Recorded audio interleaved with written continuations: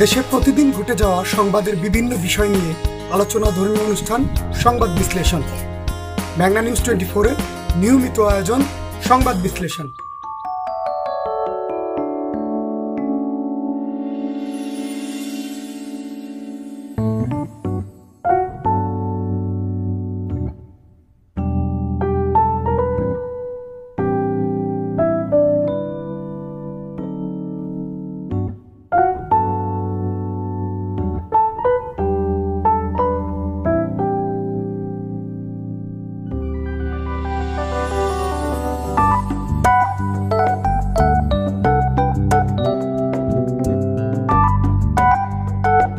অবশেষে সরিয়ে দেওয়া হচ্ছে ঢাকা মহানগর ডিবি প্রধান হারুনুর রশিদকে।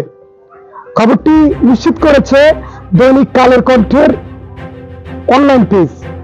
গতকাল দৈনিক কালের কণ্ঠে অনলাইনের এই নিউজটি সারা বাংলাদেশে একটি আলোড়ন সৃষ্টিকারী নিউজ হিসেবে প্রমাণিত হয়েছে। আমরা সেই নিউজের আলোকে আজকে বিশ্লেষণ করব, আজকে এই নিউজটি নিয়েই কথা বলার চেষ্টা করব এবং কি আমরা দেখাচ্ছি আপনাদেরকে সেই নিউজটি যেটা আপনারা এখন দেখতে পাচ্ছেন। তো এই নিউজটিতেই কথা বলার জন্য আমরা শুরু করছি আজকের বিশ্লেষণ। তো আজকের মেঘনা নিউজ 24 এর এই সংবাদ বিশ্লেষণ নিয়ে আমরা যে কথাটি বলতে যাচ্ছি সেটি হচ্ছে যে বাংলাদেশে পুলিশ বাহিনীতে এবং আইন শৃঙ্খলা রক্ষাকারী বাহিনীর মধ্যে একজন দুর্দান্ত প্রতাপশালী পুলিশ অফিসার হচ্ছেন ডিবি প্রধান হারুনুর রশিদ, যিনি ঢাকা মহানগরের দায়িত্ব পালন করছেন। আমরা বিভিন্ন সময় দেখেছি যে রাজনৈতিক নেতৃবৃন্দ তার কার্যালয়ে তাদেরকে আটক করে নিয়ে যাওয়া হচ্ছে এবং সেখানে ভাতের হোটেলে তাদেরকে আপ্যায়ন করা হচ্ছে। যেই কথাটি আসলে ব্যাপকভাবে প্রচারিত হচ্ছে সেটি হচ্ছে যে ডিবি হারুনের ভাতের হোটেল। তো সেই ভাতের হোটেলটা আর থাকছে না। আপনারা জানবেন যে গতকাল 29শে জুলাই রাতে একটি বৈঠক হয়েছিল, 14 দলের বৈঠক, যেখানে সভাপতিত্ব করছিলেন বাংলাদেশের মাননীয় প্রধানমন্ত্রী জনাব শেখ হাসিনা। তিনি সেই অনুষ্ঠানটিকে 14 দলের সাথে বৈঠকে মিলিত হয়েছিলেন। সেই বৈঠকে রাশেদ খান মেনন ডিবি প্রধান হারুনুর রশিদকে নিয়ে অনেক কথা বলেছেন। তিনি বলেছেন যে রাজনীতি ধারা চলবে, কিন্তু ডিবি হারুনের এ ধরনের কার্যক্রমকে আসলে মোটেই মেনে নেওয়া যায় না। তিনি যখন তখন যাকে তাকে ধরে নিয়ে সেখানে নিয়ে যাচ্ছেন, তার ভাতের হোটেলে আপ্যায়ন করছেন এবং কি তাদেরকে হয়রানি করছেন।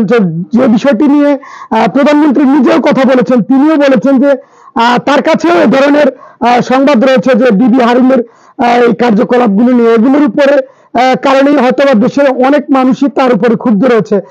অতি সম্প্রতি আমরা যদি দেখার চেষ্টা করি তাহলে দেখবো যে কোটা বিরোধী অর্থাৎ কোটা বৈষম্য যে আন্দোলনটা হচ্ছে বাংলাদেশে, সেই আন্দোলনে যারা সমন্বয়কারী রয়েছেন, সেই সমন্বয়কারী 6 জনকে তাদেরকে কাউকে বাসা থেকে কাউকে হাসপাতাল থেকে গ্রেপ্তার করা হয়েছে এবং গ্রেপ্তার করে তাদেরকে ডিবি কার্যালয়ে নিয়ে যাওয়া হয়েছিল। কিন্তু যদিও ডিবি প্রধান হারুনুর রশিদ বলছেন যে না, তাদেরকে নিরাপত্তাজনিত কারণে তাদেরকে সেখানে নিয়ে যাওয়া হয়েছে।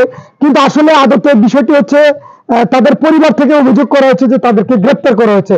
তাদেরকেও কিন্তু আমরা দেখেছি যে তাদেরকে মোরগ পোলাও এবং কি সর্বশেষ তাদেরকে সম্ভবত নুডলসের মাধ্যমে তাদেরকে আপ্যায়িত করা হয়েছে এবং কি সেখান থেকে একটি বিবৃতি দেওয়া হয়েছিল সেই 6 জন সমন্বয়কের মাধ্যমে, যেটি পরবর্তীতে অন্যান্য যারা সমন্বয়কারী রয়েছেন, কোটা আন্দোলনে যারা অন্যান্য সমন্বয়কারী রয়েছেন, তারা কিন্তু এটিকে অস্বীকার করেছেন এবং কি তারা কিন্তু বলেছেন যে না, এই ধরনের বিবৃতিকে তারা প্রত্যাখ্যান করেছেন। তারা বলেছেন যে না, এটা সম্ভবত আইন শৃঙ্খলা রক্ষাকারী বাহিনী অর্থাৎ ডিবি যে প্রধান রয়েছেন তিনি কিন্তু এই বিষয়টিকে হয়তোবা হস্তক্ষেপের মাধ্যমে এই বিষয়টি করেছেন। যাক, সেখানে আমাদের কথা না, আমাদের কথা হচ্ছে যে কালের কণ্ঠ যে নিউজটি প্রকাশ করেছে সেখানে কিন্তু প্রধানমন্ত্রী তার ক্ষোভের কথাটি জানিয়েছেন। তিনি বলেছেন যে এই ধরনের কর্মকাণ্ডের কারণে স্বরাষ্ট্রমন্ত্রী আগেই পদক্ষেপ নেওয়া উচিত ছিল।